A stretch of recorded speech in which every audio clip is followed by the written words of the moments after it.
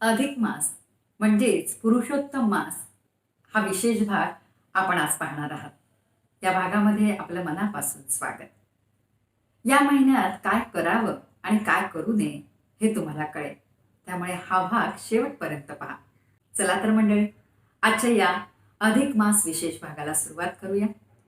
2018 नंतर पुन्हा एकदा अधिक मास हा ज्येष्ठ महिन्यात आला आहे. त्यामुळे याला अधिक ज्येष्ठ मास असं म्हटलं जातं. त्यात अजून एक विशेष म्हणजे गंगा दशहरारंभसुद्धा सोबतच सुरू आहे. 17 मे 2026 पासून हा अधिक मास सुरू होत असून 15 जून 2026पर्यंत तो आहे. जेव्हा सूर्य हा वृषभ राशीत असतो तेव्हा गंगा दशहरारंभ असतो, म्हणजेच 17 मे ते 25 मेपर्यंत. गंगा दशहरारंभ आणि अधिक मास एकत्र आल्यामुळे भाविकांना दुहेरी पर्वकाळाचा लाभ मिळणार आहे. हिंदू पंचांगानुसार गंगा दशहरा म्हणजे ज्या दिवशी गंगा नदी स्वर्गातून पृथ्वीवर अवतरली, आणि रंभा म्हणजे रंभा तीज किंवा रंभा जयंती.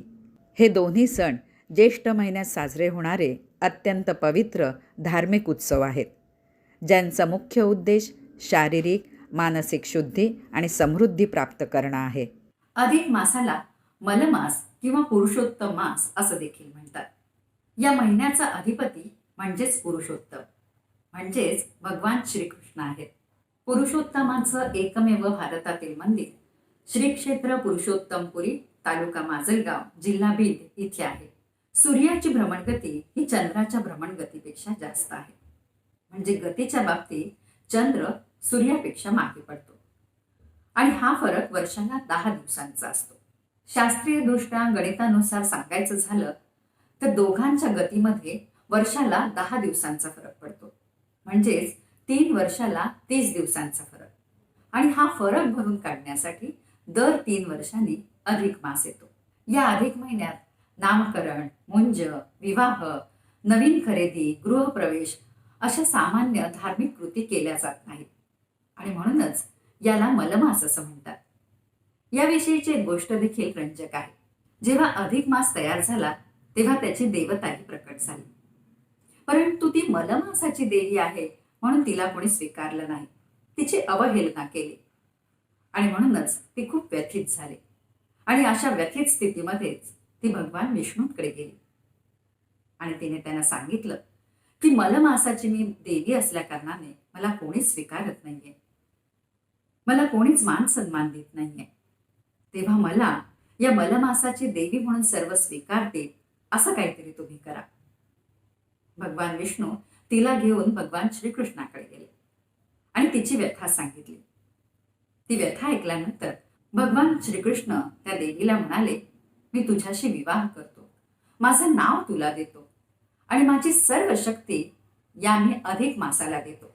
जी व्यक्ती या महिन्यामध्ये जप, तपस्या, दानधर्म करेल, या महिन्याचे सर्व नियम पाळेल, त्याला त्याचं फळ 1000 पटीने मिळेल आणि म्हणूनच या मासाला पुरुषोत्तम मास म्हणू लागले.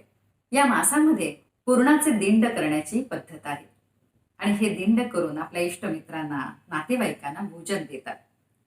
या दिंडांना धोंडे असं देखील म्हणतात, म्हणूनच या महिन्याला धोंडे महिना असं देखील म्हटलं जातं. दानम पुण्यकरम यानुसार मुलीला आणि जावयाला लक्ष्मीनारायण समजून यथाशक्ती दान करण्याची प्रथा आहे. या महिन्यात जावयाचं खास कौतुक केलं जातं.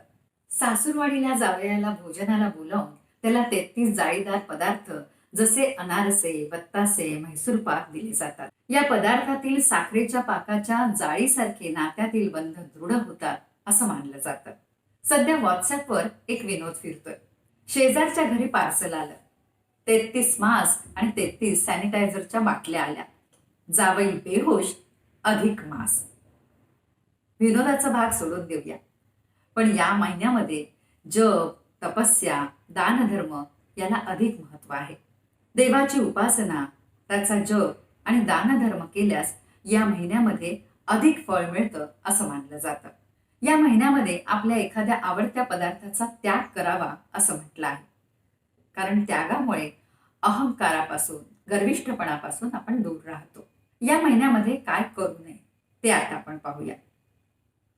या महिन्यामध्ये आपण भगवान श्रीकृष्णाची पूजा करत असताना नामस्मरण करत असताना दूरदर्शनवर काय चालू आहे, स्वयंपाकघरात आई काय करते, इकडे लक्ष न देता तल्लीन होऊन आपण नामस्मरण करायला हवं. त्याचप्रमाणे या महिन्यामध्ये नख केस कापू नये, ब्रह्मचर्य व्रत पाळावं. या महिन्यामध्ये आपण तेलकट तुपकट मसालेदार मांसाहार करू नये, अगदी सात्विक भोजन घ्यावं. सगळ्यात शेवटी पण महत्वाचं म्हणजे आपण आपल्या रागावर नियंत्रण ठेवावं. थोडंसं कठीण आहे, पण प्रयत्न करायला काय हरकत आहे. आणि या महिन्यात काय करावं ते आता आपण पाहूया. या महिन्यामध्ये आपण हरिनामाचा जप करावा. हरे कृष्ण कृष्ण कृष्ण हरे हरे, राधे कृष्ण गोपाल कृष्ण, भज गोविंदम याचा जप करावा.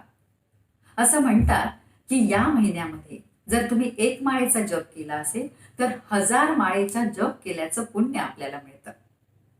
आणि म्हणूनच जास्तीत जास्त आपण जप तपस्या या महिन्यामध्ये करावी. त्याचप्रमाणे विष्णू सहस्त्रनामाचा देखील जप करावा. या महिन्यामध्ये भागवत कथा सांगून या महिन्याचं महत्व इतरांना सांगावं.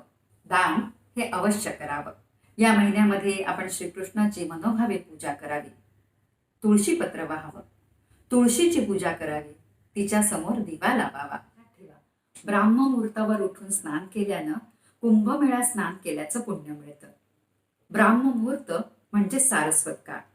या सारस्वत काळामध्ये ईश्वर आपल्या हृदयाशी येतो असं म्हणतात. आणि म्हणूनच या वेळेला उठून नामस्मरण केल्याने पुण्य मिळतं. तसंच या महिन्यामध्ये श्रीमद भगवद्गीतेतील 15वा अध्याय म्हणजेच पुरुषोत्तम योग या अध्यायाचं जास्तीत जास्त वेळा पारायण केल्यास जास्तीत जास्त पुण्य तुमच्या पदरात पडेल. म्हटलेलंच आहे, अधिकस्य अधिकम फलम. सकाळी दुपारी आणि संध्याकाळी असं 3 वेळा या 2 श्लोकांचा जप करावा. पहिला श्लोक असा आहे, गोवर्धन धनम वंदे गोपालम गोपरूपिणम, गोकुलोत्सव मे ईशाना गोविंदम गोपिका प्रियम. दुसरा श्लोक असा आहे, वंदे नवघनश्याम द्विभुजम मुरलीधरम, पीतांबरधरम देवम सारथम पुरुषोत्तम. अरे हो, एक गोष्ट सांगायचीच राहून गेली. हिरण्यकश्यपूला मारण्यासाठी देखील अधिक मासाची निर्मिती झाली असं म्हणतात.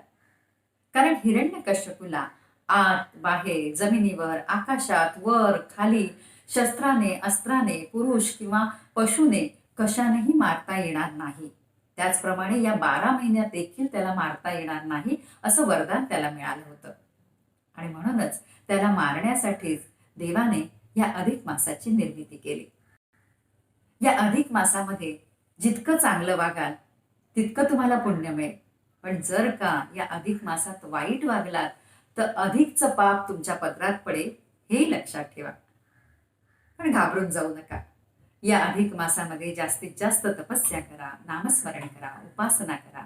त्याचं फळ तुम्हाला नक्कीच मिळेल. ही उपासना केल्यामुळे सर्व पाप नष्ट होतात, कुंडलीतील दोष नष्ट होतात असं म्हणतात. भगवान श्रीकृष्णाचा प्रिय मास म्हणजे हा पुरुषोत्तम मास. आणि म्हणूनच भगवान श्रीकृष्णाला प्रसन्न करण्यासाठीचा अगदी योग्य आणि सोपा मार्ग म्हणजे या महिन्यात केलेली उपासना. चला तर मग अधिक मासाच्या उपासनेला सुरुवात करूया. हरे कृष्ण कृष्ण कृष्ण हरे हरे. मंडळी, अधिक मास विशेष भागात आता आपण इथेच थांबूया. हा व्हिडिओ तुम्हाला आवडला असेल तर लाईक करा, शेअर करा, माझ्या YouTube चॅनलला सबस्क्राईब करा आणि बाजूचं बेल आयकॉन दाबायला विसरू नका. चला तर मग पुन्हा भेटूया पुढच्या भागात. तोपर्यंत राम राम.